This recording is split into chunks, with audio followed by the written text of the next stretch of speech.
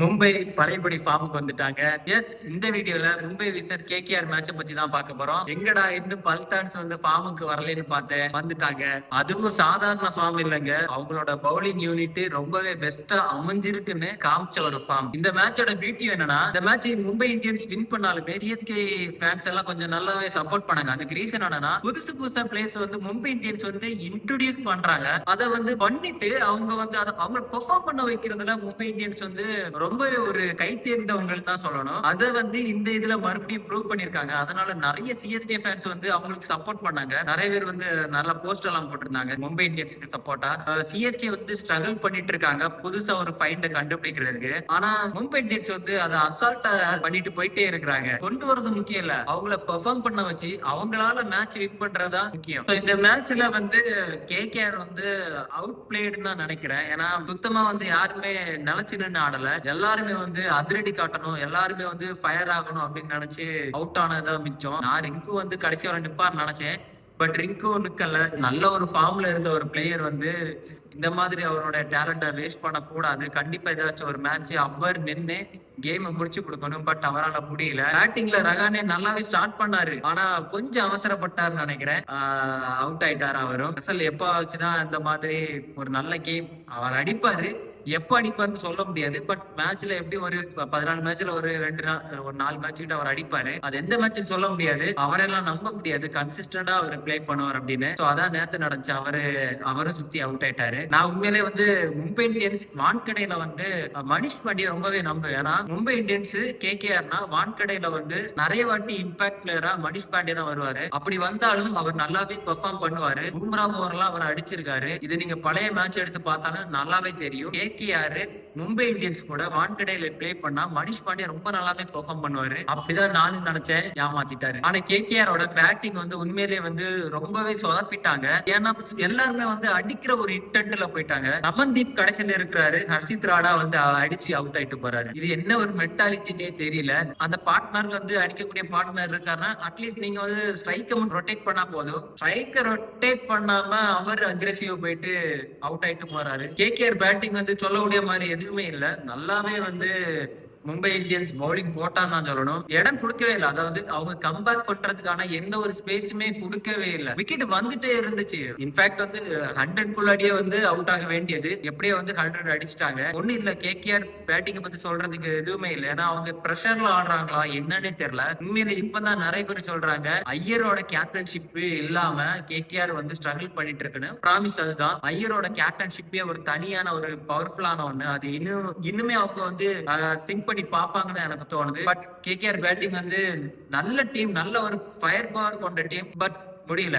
ஆனா Trent Boult நரேன சூப்பராவே wicket எடுத்திருப்பாரு. இப்படிதான் நரேனுக்கு bowling போடணும் அப்படின்னு சொல்லிட்டு அவர் காமிச்சிருப்பாரு. ஏன்னா நரேன் வந்து அதிகமா பவுன்சரை வந்து ஃபேஸ் பண்ணக்கூடியவர். ஏன்னா அவரோட வீக்னஸ் வந்து பவுன்சர் தான். சோ அதுக்கு வந்து நிறைய பேர் போடுவாங்க அப்படின்னு சொல்லிட்டு கொஞ்சம் ப்ரீ பிளானாவே நிற்பாரு. ட்ரெண்ட் போல்ட் கரெக்டாவே ஒரு ஏக்கரை போட்டு அவரை தூக்கிட்டாரு. ஆனா சிஎஸ்கேல இருக்கும் போதுல ஒரு பிளேயர் அடிக்கடி 4 மேட்ச் 3 மேட்ச்னாலே இன்ஜுரி ஆயிட்டு வெளியே போய் உட்காருவாரு. அவர் என்னன்னா மும்பை இந்தியன்ஸ் போயிட்டு மழன்னு என்ன சொல்றதுன்னே தெரியல, அவ்வளவு அருமையா பவுலிங் போட்டு விக்கெட் எல்லாம் எடுத்து கொடுக்குறாரு பவர் பிளேல.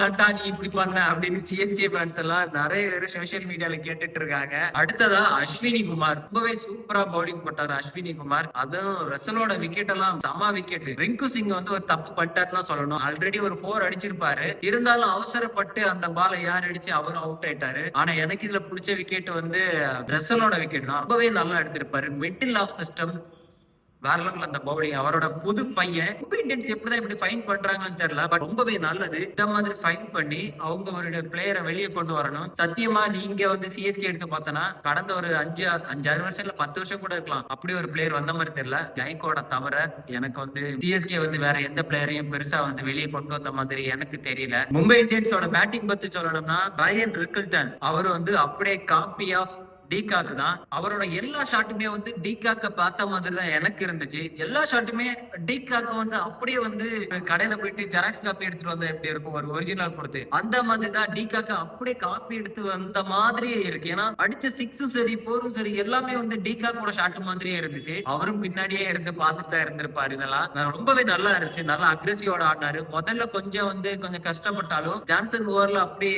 ஜான்சன் வந்து செமையா லாக் பண்ணிட்டாரு ரிட்டர்ன். ஆனா அந்த பிரஷரை வந்து ஹர்ஷித் ராணா ரொம்பவே அழகா ரிலீஸ் பண்ணி விட்டாரு. அவரெல்லாம் உண்மையே சொல்லப்போனா அவங்க ரொம்ப ரொம்ப ஓவர் ரேட்டட். ஹர்ஷித் ராணா எல்லாம் நிறைய பேர் சொல்றாங்க ஸ்லோ, அவர் வந்து கொஞ்சம் நல்லா டெத்துல போட முடியும்னு. அப்படியெல்லாம் கிடையாது. லாஸ்ட் சீசனே வந்து அவர் தப்பிச்சுட்டான்னு தான் நான் சொல்லுவேன். என்ன கேட்டா சிராஜை விட அவர் வந்து ரொம்ப மோசமான பிளேயர் தான். ஏன்னா நல்ல ரன்னா வந்து கொடுப்பாரு, நல்ல ரன் கொடுப்பாரு. விக்கெட் எடுக்க லக் இருக்கலாம், அவரோட ஓவரை வந்து எல்லாருமே அடிக்க பார்ப்பாங்க. ஓகே ஈஸியா வருது அப்படின்னு சொல்லிட்டு அந்த சமயம் வந்து கொஞ்சம் அந்த ஸ்பீட் வெரைட்டில அவர் வந்து விக்கெட் எடுப்பாரு. அதுதான் இவ்வளவு வாட்டி நடந்திருக்கு. இனிமே பாருங்க, இன்னும் அவர் ஒரு அடிதான் வாங்குவோம். பட் அவர் வந்து ஒரு பெரிய நல்ல பவுலர் சொல்லிட்டு ரீட்டைன் பண்றது கேகேஆரோட தப்பு தான். பட் அவங்களுக்கு வேற ஆப்ஷனும் கிடையாது. என்ன சொல்றது, ராணா ஓவரை வந்து பிரிச்சு மேய்ச்சிட்டாங்க எல்லாரும். வழக்கம் போல ரோஹித் சர்மா வந்து அவரோட ஃபார்மை கண்டினியூ பண்ணிட்டு இருக்காரு. இன்னும் அந்த ஃபார்மை கண்டினியூ பண்ணுவாரான்னு பார்க்கலாம். ஐபிஎல்னால கொஞ்சம் வந்து ஸ்ட்ரகிள் பண்ண முடியறதா ரோஹித் சர்மா. அது யாருன்னு தெரியல. இன்டர்நேஷனல் பவுலர் எல்லாம் பிரிச்சு மேயிறவரு, இன்டர்நேஷனல் மேட்ச்ல எல்லாம் பிரிச்சு மேயிறவரு.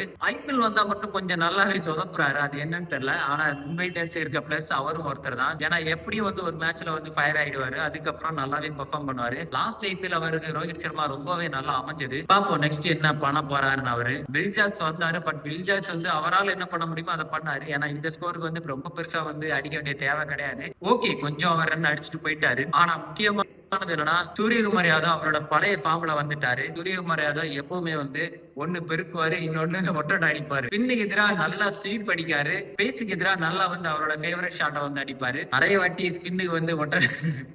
இதோட நாங்க 3 மேட்ச் பார்த்திருக்கோம். சூரியகுமார் அதோட அப்ரோச் எப்படி இருக்குன்னா, நல்ல ஸ்பின்னுக்கு வந்து நல்லா பிடிக்கிறாரு, நம்ம ஃபாஸ்ட்டுக்கு வந்து நல்லாவே வந்து ஒட்டனா அடைச்சுவாரு. உண்மையிலே பார்க்க நல்லா இருந்துச்சு. பழைய ஃபார்முக்கு அவர் வந்துட்டாரு. ஏன்னா அவருக்கு எப்பவுமே அவரோட கோத்ரு ஷாட் அதுதான். அந்த ஷாட் வந்து பிக் ஆச்சுன்னா அவர் வந்து நல்ல ஃபார்முக்கு வந்துருவாரு. கிட்டத்தட்ட ஒரு லாஸ்ட் ஒரு ஃபியூ கேம்ஸா வந்து அவருக்கு அந்த ஷாட் வரல. ஷாட் ட்ரை பண்ண போயிட்டு அவுட்டும் ஆயிருப்பாரு. அதுல இருந்து இப்ப கொஞ்சம் வெளியே வந்துட்டாருன்னு தான் எனக்கு தோணுது. ஏன்னா நல்லாவே அடிச்சாரு. பினிஷிங் ஷாட் கூட அந்த ஷாட் தான் அடிச்சு முடிச்சாரு. டோட்டலா கம்பேர் பண்ணும்போது மும்பை இந்தியன்ஸ் பழைய நிலைமைக்கு திரும்பிட்டாங்கன்னு தான் எனக்கு தோணுது. ஏன்னா நல்லாவே ஒரு லெஃப்ட் ஆர்ம் ஃபாஸ்டர் கண்டுபிடிச்சிருக்காங்க, ஒரு நல்ல ஸ்பின்னர் கண்டுபிடிச்சிருக்காங்க. பட் பார்க்கலாம் எப்படி போக போக எப்படி இருக்க போகுது. ஏன்னா பூம்ரா வந்துட்டா அவங்களுக்கு நல்ல டீம் ஸ்ட்ராங் ஆயிடும். பூம்ரா மட்டும் இல்லாதனால அவங்களுக்கு பவுலிங்ல கொஞ்சம் இடிக்குது. பட் பூம்ரா வந்துட்டானா இன்னும் கொஞ்சம் ஸ்ட்ராங் ஆயிடும். அவங்க பேட்டிங் தான் செக் பண்ணி பார்க்கணும். ஏன்னா பேட்டிங் பவுலிங் ஓரளவு ஓகே, பவுலிங் கொஞ்சம் ஃபைன் தான். பூம்ரா இல்லாதனால கொஞ்சம் ஸ்ட்ரகிள் ஆனாலுமே அவங்க புது புது ஃபைண்டை கண்டுபிடிச்சு கொண்டு வராங்க. அவங்களும் நல்லாவே பெர்ஃபார்ம் பண்றாங்க. அதனால அவங்களுக்கு கொஞ்சம் பவுலிங்ல கொஞ்சம் பரவாயில்ல. பட் பேட்டிங் தான் அவங்களுக்கு கொஞ்சம் ஃபயர் ஆகணும். பார்க்கலாம் நெக்ஸ்ட் மேட்ச் என்ன பண்ண போறாங்கன்னு. கேகேஆர் அவங்களோட பிளானிங்க கண்டிப்பா மாத்தி ஆகணும். யாராச்சும் ஒரு பிளேயர் வந்து நின்று விளையாடணும். அவங்க என்ன ஒரு மென்டாலிட்டியில வந்தாங்கன்னு தெரியல. பட் இந்த மென்டாலிட்டியில அவங்க ஆடக்கூடாது. ரகனை தப்பிச்சல முடியாது. சம்திங் ஏதோ ஒன்று அந்த டீம்ல மிஸ் ஆகுது. பார்க்கலாம் இந்த கேகேஆர் வந்து எப்படி அவங்களோட அப்ரோச்சை கொண்டு வர போறாங்கன்னு. மும்பை இந்தியன்ஸ் இனி பாசிட்டிவா தான் அவங்களோட கேம் பிளான தொடங்க போறாங்க. ஏன்னா அவங்களுக்கு சூப்பரா ஒரு காம்பினேஷன் அமைஞ்சு போச்சு. இனிமே இந்த காம்பினேஷன்ல தான் கொஞ்சம் பிளே பண்ண போறாங்க. மும்பை இந்தியன்ஸ் சரியான ஒரு பேட்டிங் பவர் வச்சிருக்காங்க. என்னதான் எஸ்ஆர்ஹெச் வந்து 300-400 ஸ்கோர் சொன்னாலுமே மும்பை இந்தியன்ஸ்க்கு உண்மையிலே செம ஒரு பேட்டிங் லைன் அப் இருக்கு. பார்க்கலாம் நெக்ஸ்ட் கேம் என்ன பண்ண போறாங்க.